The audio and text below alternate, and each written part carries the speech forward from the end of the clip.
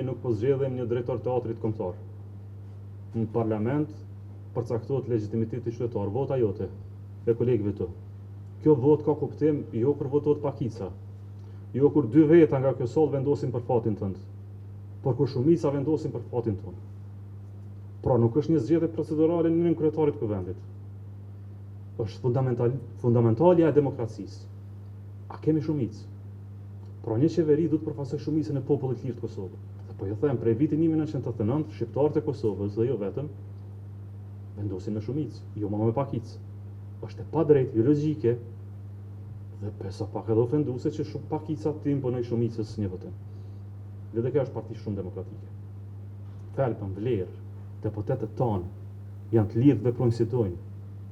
Por me gjithë spekulimet e këtyre 8 muajve të fundit se ka deputet që shkojnë andej e këndej, më besoni as i kemi kërcënu, as i kemi frigu, kanë qenë jashtëzakonisht lirë të vendosin si deputet kashi votës që ata kanë. Të tillë dhe kanë qenë gjithherë. Është konstatimi të gjellëve, se është logjik që pakica mund të vendosë për shumicën. Sa kanë harxhu kohë partia e parë me filma teatral të këshillave të përgjithshëm, ma mirë ka qenë të kishte punuar me parti politike për të bërë një shumicë. Tani, unë besoj që do të marrë vendim të përseancën e ardhshme, kur do që thirret, nëse thirret. Thira jonë është që të mos humbet kohë. Por të jemi të sinqertë. Glauku ju është pjesëtar një gjenerat të tre politike. Le të jeti sinqert me veten, me popullin e Kosovës. Dhe kjo na sjell te çështja e buxhetit. Por çdo ditë që Glauku dhe partia e tij, sekti i tij vonojnë kohë, më pak bëhet të zgjidhshme çështja e buxhetit. Pra unë nuk e di se si zgjidhet çështja e buxhetit nëse harxojmë 15 ditë kohë. Ose si bëhet më mirë. Është më mirë të kemi 15 ditë kohë për zgjidhur buxhetin me qeverinë e re, që është shumicë, që është populli i Kosovës, që vendos se si ndahen parat. Lirë, pastër, pa vjera korruptive. Pa skemën kriminale që e ka sot partia SEK në pushtet. Pa tendencën e blokadave të qytetarëve të vet, komunave të veta. Apo ti harxojmë edhe 15 ditë dhe fare pa ndryshim. Pra çështja është si zgjidhen 15 ditë, se zgjidhen vonesa ose konsumimi 15 ditëve çështën e buxhetit, apo nuk e zgjidhen fare. Nëse gjitha partitë politike janë deklaruar deri më tani se s'ka shumicë, konkluzioni logjik, natyror, e një njeriu me dinitet minimalisht, një partie që don popullin e Kosovës, dhe vërtet thotë që janë për popullin e Kosovës, është thotë nuk do ta humbi asnjë ditë më. Mjaft i kemi humbur 8 muaj për marrë. Çka fitojmë për hupën 15 ditë? Tani sa përket zgjedhjeve kalimtare. Në takim me presidentën dje, i kam shprehur gatishmërinë analizës së vazhdimit të buxhetit paraprak. Pra, nëse ka dakordim politik me gjitha partitë politike, që po shkojmë zgjedhje, meqense po shkojmë zgjedhje apo na dashka më shmang një skenari bukur tërt. Sa skenari nuk është i garantuar, le të shpresojmë që ka qeveri me një herë, që ka shumicë me një herë, që nuk vanohemi herën tjetër, mund konsiderojmë zgjidhje për zgjatim të buxhetit vitit kaluar. Pra mund konsiderojmë, ja kanë shprehur këtë gatishmëri, dhe jam në kontakt dhe me parti tjera politike në Kosovë për diskutuar një gjë të tillë. Por këtu s'është thellbi. Thelbi është apo i shpenzojmë 15 ditë. Nëse shpenzojmë 15 ditë, qëllimin e kanë shumë të qartë. Pra zvarritje procesit, viktimizimi i fushate, me idenë se dikush ndoshta edhe struket për kësaj. Popullizmi duhet dalë mballe. Mjaft me këto budallëki politike. Për pesë që tash, në këtë moment, galet vetme i kemi 9 komunat ditën e diel. Dhe kjo konferencë kërkoi falje shumë qytetarësh me thirr tani. Madje ma kujtove shumë që të them dhe antarësison, mos u merren me këto tema të filmave politik të vetëvendosjes. Angazhohuni në 9 komuna tona, sepse dielën do të bëjmë një fitore të madhe. Kur të bëhet fitoria e madhe, do të kthehemi prapë në pikën e zgjedhjeve. Kur bëhet zgjedhja e reja, vjen parlamenti i ri, legjislacioni i ri dhe qëndrimet e reja politike transparente të LDK-s do t'i keni si gjithmonë. Kuptojeni, politika është në LDK është transparente. Nuk ka politikë nën tavolinë dhe të politikë publike. Ka mbaruar ajo. Mësoni me një gjenerat të re politike që është e sinqertë me ju. Dhe çdo veprim politik do ta bëjë kaq me kohë. Natyrisht në politikë një mësim duhet ta kemi gjithë. Çështjet hipotetike mos i mendojmë shumë. Çka nëse në politikë nuk ka, s'është e saktë.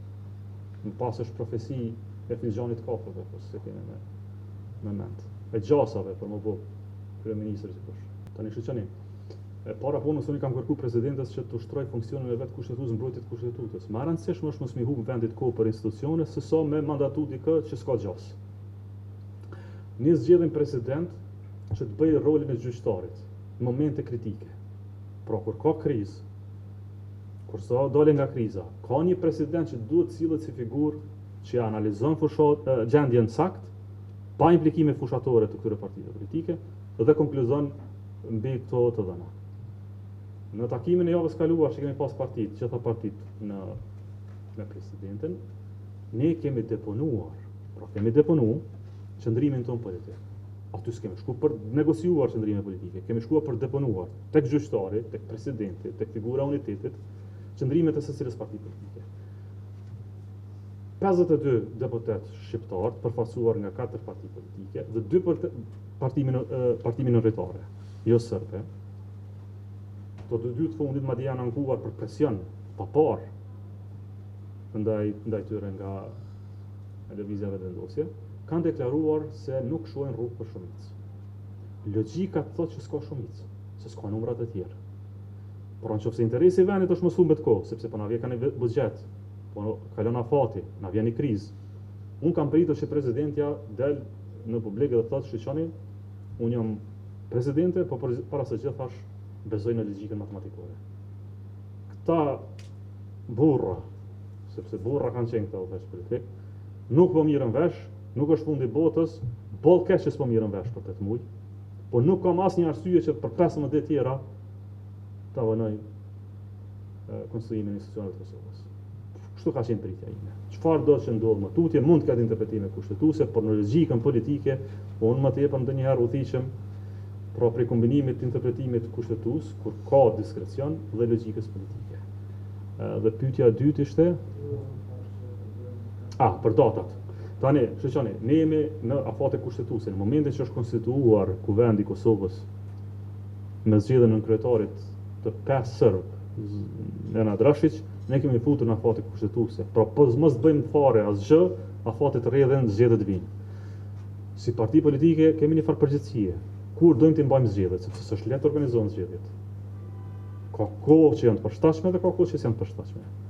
Por kalkulimet për data specifike, këtë datë pa datë nuk kanë ndonjë ndikim. Nuk kanë fare ndonjë ndikim në rrjedhat zgjedhore. Veç mos harroni një gjë, dhe kjo është dalë partia e parë me mërgat në zgjedhjet e fundit të kohës. Sado që duket e dhëmshme kundërshtarëve tonë, jemi dalë të parë, 30% e votës mërgatës e kemi marrë. Mos harroni disa gjëra. Por a duhet të organizojmë zgjedhje natën e vitit të ri, këndej fest e këndej me rujt vota? A duhet futemi në rujtjen e kutive tash natën e vitit të ri, se kush i ruan ato kuti? Apo të bëhemi të më përgjithshëm fundja ditës, se s'ka rëndësi fort koha e ruajtjes, se ndoshta edhe i ruajmë. Po pse ti humbim edhe 15 ditë, nëse përfundimi është i njëjtë? A na duhet një kohë më e përshtatshme, më e mirë për organizimin e zgjedhjeve?